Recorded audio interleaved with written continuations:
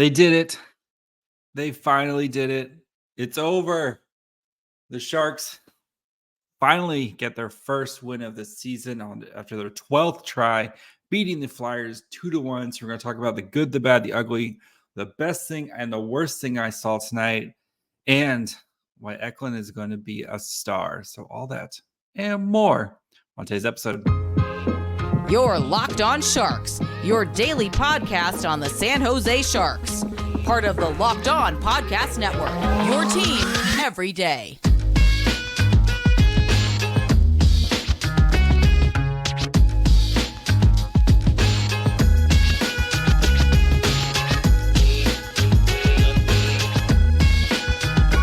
Hello, welcome to Locked On Sharks, the premier hockey podcast covering your favorite team that is no longer winless in the Bay Area. My name is JD Young, and I want to thank you for making Locked On Sharks your first listen. Proudly a part of the Locked On Network. We cover your team every day, and if you want to be an everydayer, all you got to do is just follow along wherever you get podcasts, or you can subscribe on YouTube as well, or do both. Both is great.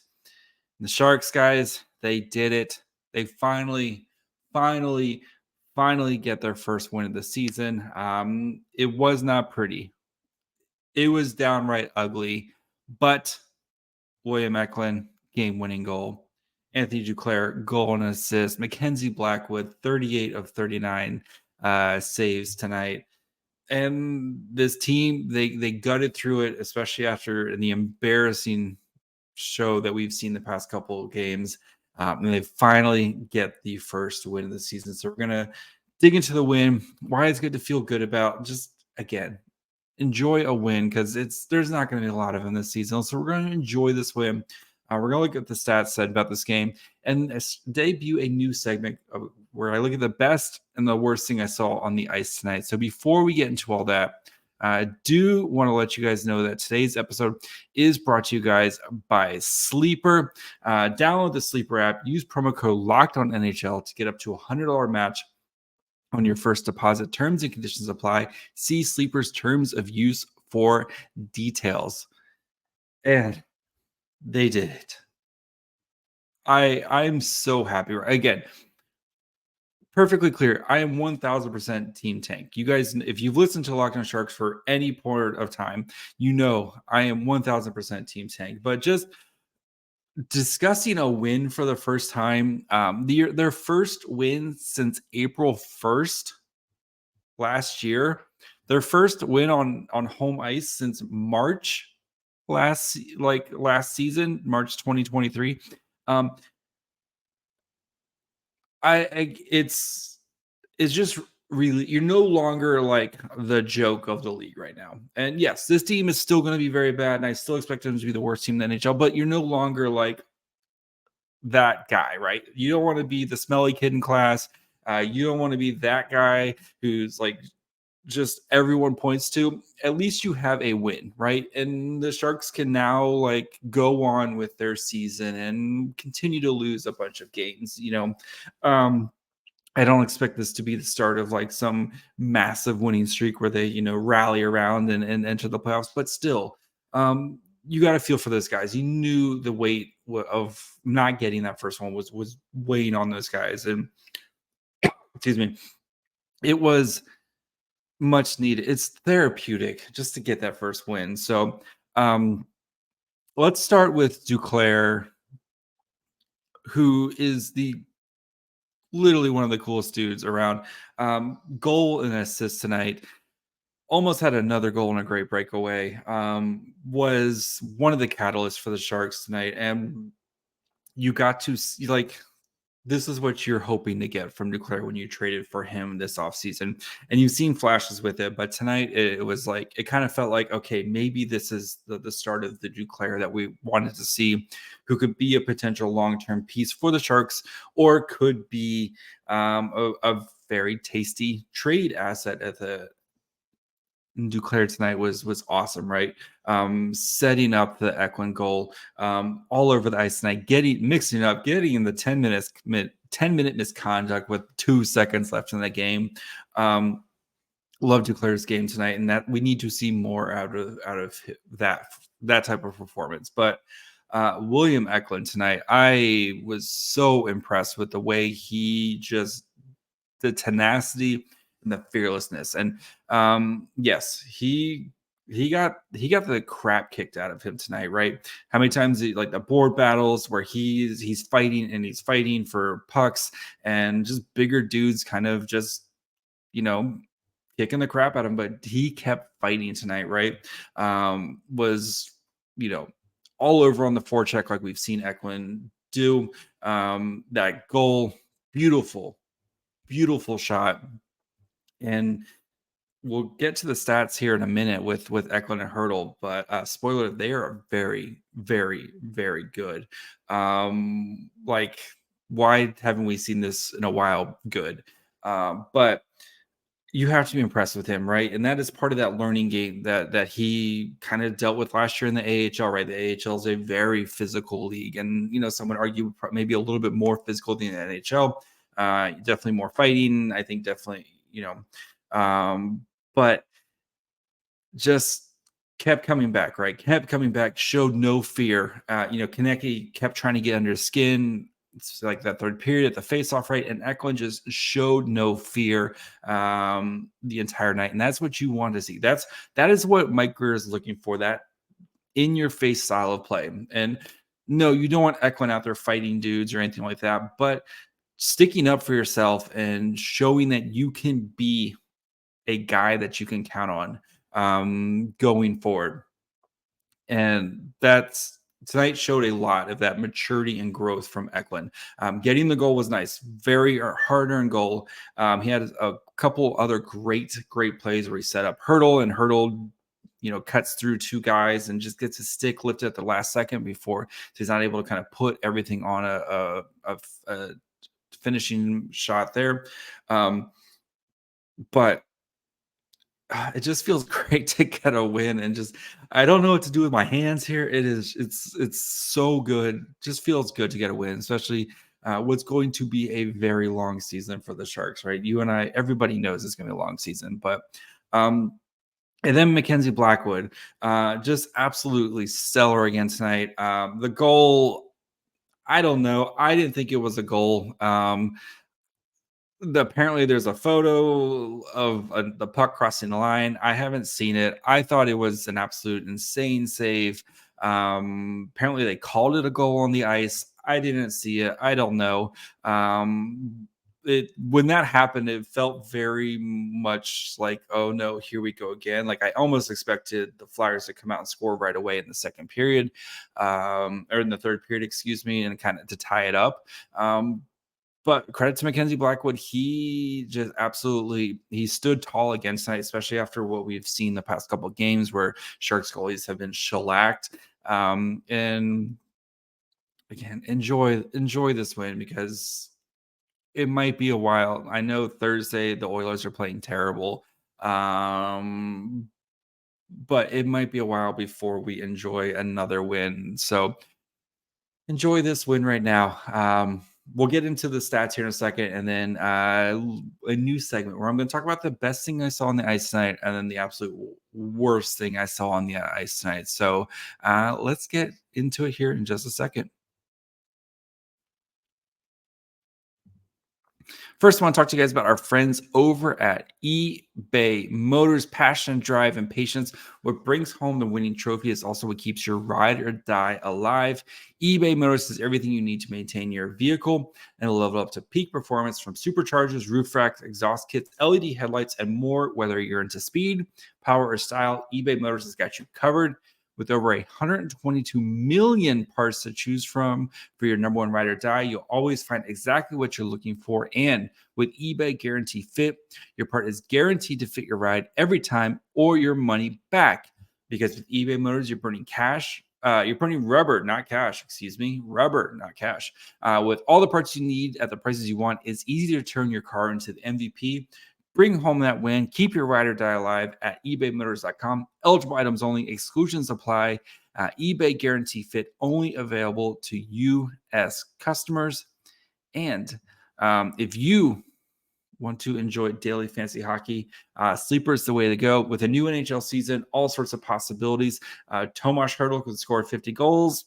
maybe not. The Sharks could definitely win the draft lottery, and you could win big by playing daily fantasy hockey on Sleeper, the official daily fantasy app of the Locked On NHL Network. Sleeper is our number one choice for daily fantasy sports, and especially daily fantasy hockey, because with Sleeper, you can win 100 times your cash in daily fantasy contests. All you gotta do is just pick some studs, maybe some of your favorite players, and pick if they're going to either have more or less in sleeper projections for things like goals, assists, saves, plus minus, and more in a given game. Again, keep hammering the Sharks goalie over saves. So to win a 100 times bet on Sleeper, you need to correctly predict the outcome of 8 player stats. You heard me, Sharks fans. You can win 100 times your money playing daily fantasy hockey with Sleeper. So start paying attention and nail your picks so you can start winning big. Use promo code LOCKEDONNHL. You'll get over $100 match on your first deposit. Terms and conditions apply. That's code LOCKEDONNHL. See Sleeper's terms of use for details and locational availability.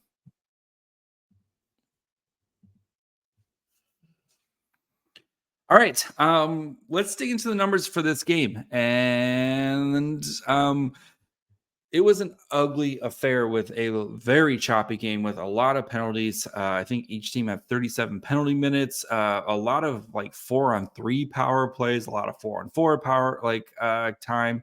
And the Sharks, they hung in there a little bit with the Flyers, and the special teams is what saved the day for the Sharks, right? The Sharks go 1 for 5 on the power play, and the Flyers go 0 for 4 on the power play. And that's the difference, right? In a 2-1 game, that William Eklund goal. But at 5-on-5, the shot attempts were 44-40 in favor of the Flyers. Actual shots was 29-15. So the Flyers did a good job of kind of blocking shots and keeping shots from getting to the net, while the Sharks not as much success in that area. So Corsi was pretty similar. It was pretty close there, right? High danger chances, 22-20 in favor of the Flyers. So again, pretty close. High for scoring chances, high danger chances with 9-7 in favor of the Flyers. So again, pretty tight game there. Expected goals for 2.38 to 1.35 in favor of the Flyers.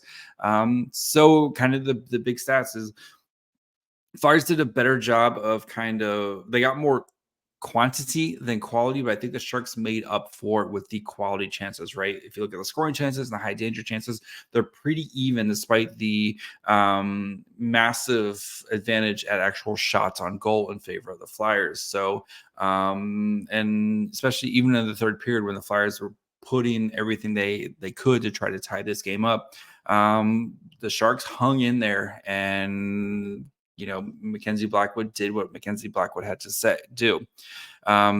We had new forward lines tonight, which was much needed, especially after losing by a bajillion goals last 2 games.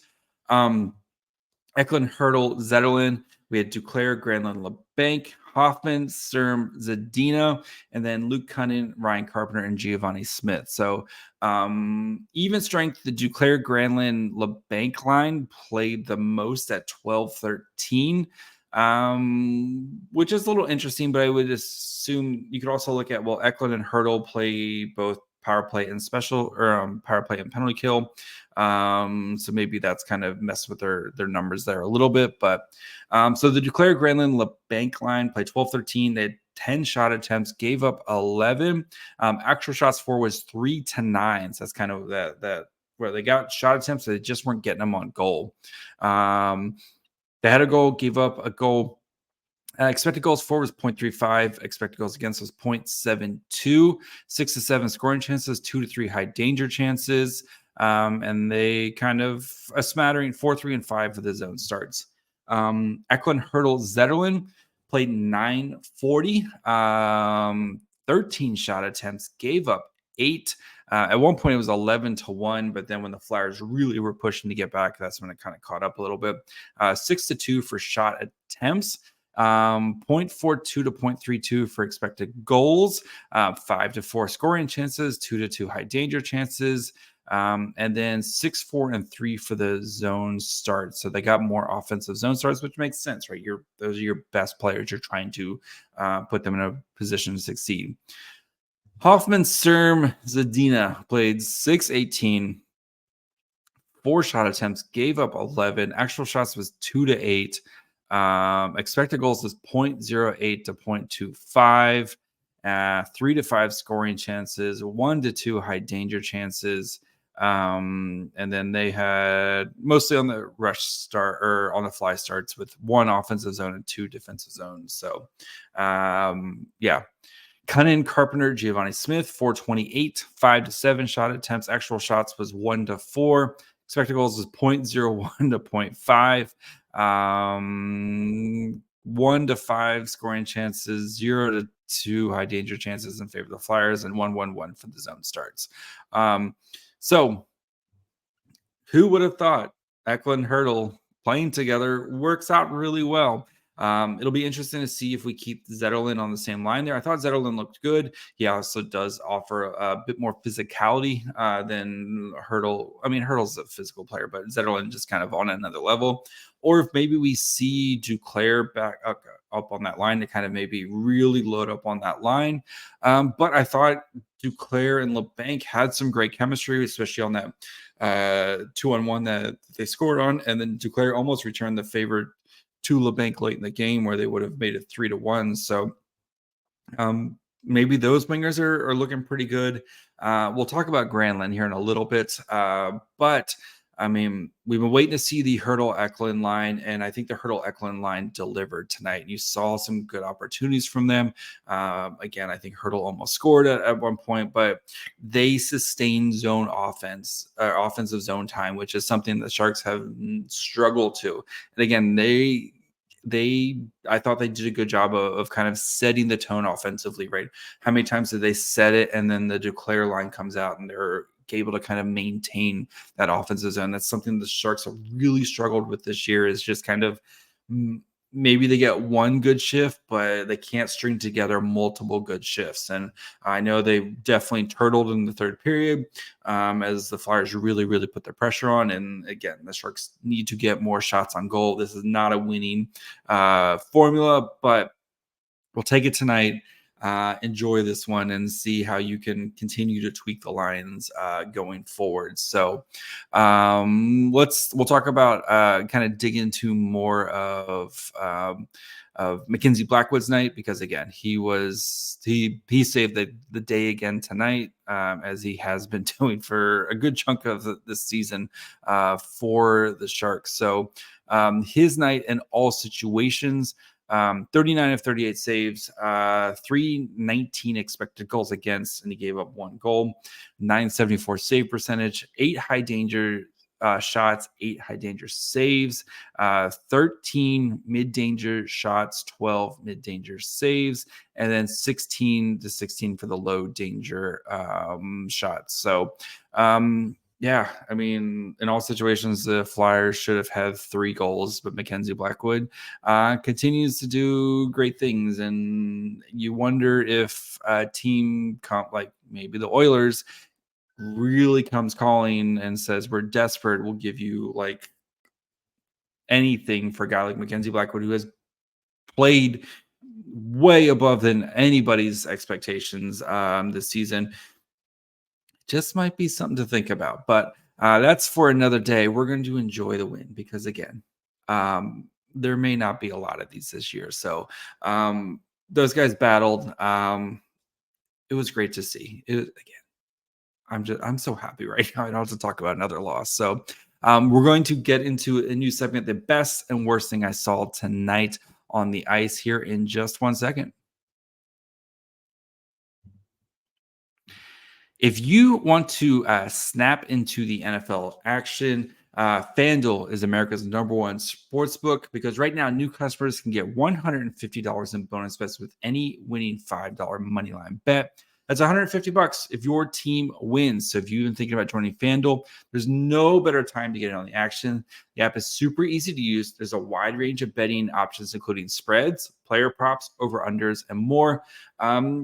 Guys, Christian McCaffrey, like, anytime touchdown.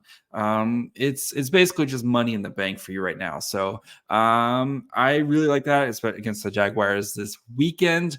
I know we're a couple days out from there, but Christian McCaffrey anytime touchdown feels really great to me. And for some reason, I really like the Vikings money lines. So, if you think just the Vikings have this weird team of destiny. So those are my two. So visit FanDuel.com/lockedon and kick off the NFL season. FanDuel, official partner of the NFL.